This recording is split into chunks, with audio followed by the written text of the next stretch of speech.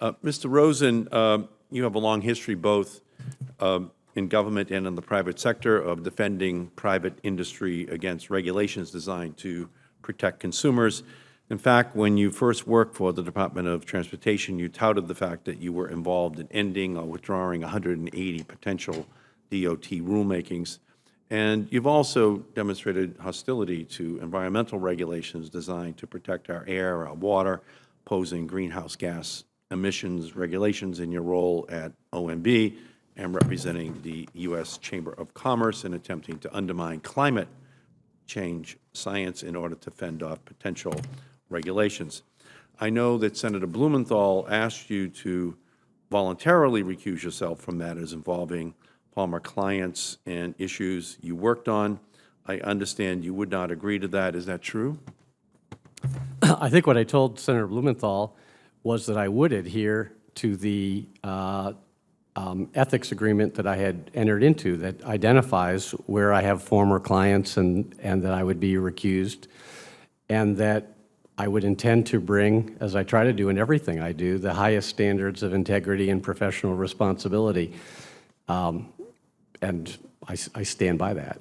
Okay, I guess my recommendation to you, sir, would be that you should recuse yourself in all cases where your independence is in question, which it is on matters where you've had prior clients and matters that you have previously worked on.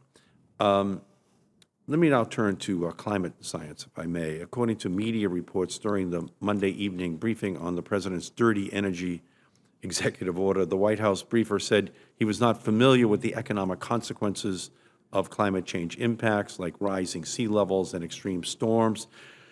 Those impacts pose numerous risks to America's infrastructure in Massachusetts and throughout the country. For instance, roads, rail lines, and ports can be shut due to flooding.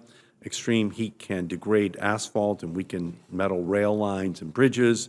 Mr. Rosen, are you familiar with the risk climate change poses to transportation infrastructure? Well, Senator, I think what I would say is, much like many of the transportation issues that we've talked about at this hearing, I think that I'm in favor of protecting the environment, and I think that that's a common sentiment that many people have. I have shared in the opening statement as an example that I do drive a hybrid vehicle and have for many years. So when you get into the specifics of the list you were giving, I was trying to think the connections to transportation because my mind is a little bit fixed on that today.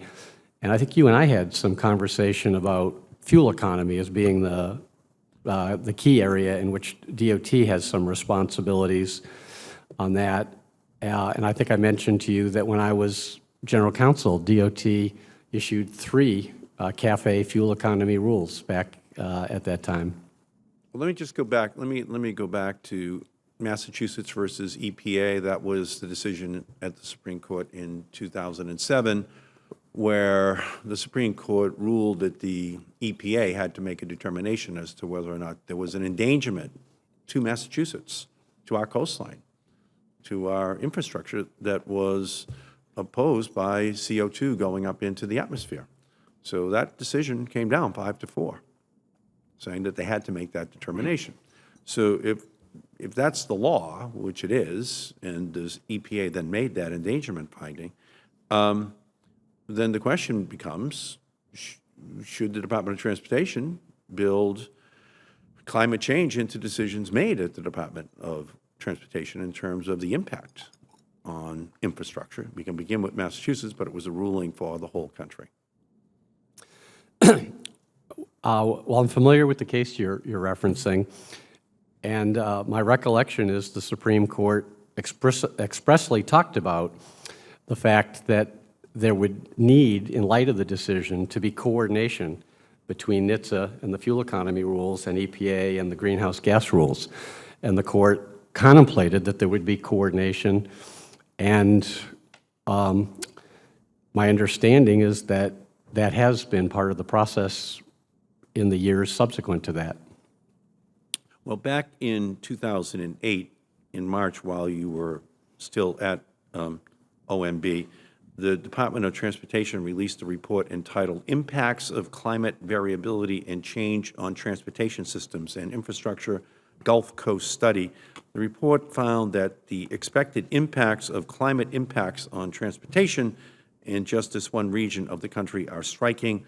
The significant portion of the Gulf Coast region's road, rail, and port network is at risk of permanent flooding if sea levels rise by 4 feet, and that includes more than 2,400 miles of major roads and 9% of rail lines.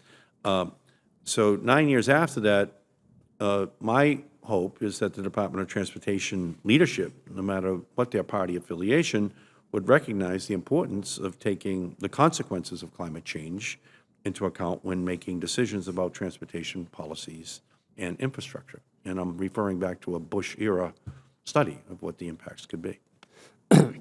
I'm not familiar with the actual study you're referencing, but I would, if I'm confirmed, look forward to looking into that and be happy to have further conversation with you. Well, you know, from my perspective, this is, you know, Hurricane Sandy is a good example of where it was just off by a couple of degrees and hit Boston, hit Cape Cod. Would still be digging out. The costs were massive. The infrastructure damage was massive. And again, that was the heart of Massachusetts versus EPA. What would be the impact on our state? And we lose hundreds of miles of beach, you know, on an ongoing basis, and that's pretty much the challenge that we're going to have, you know, going forward. That the Department of Transportation understands that, especially when it comes to the issue of the fuel economy standards. You know, the less CO2 that goes up into the atmosphere is the less danger there's going to be to any of this infrastructure.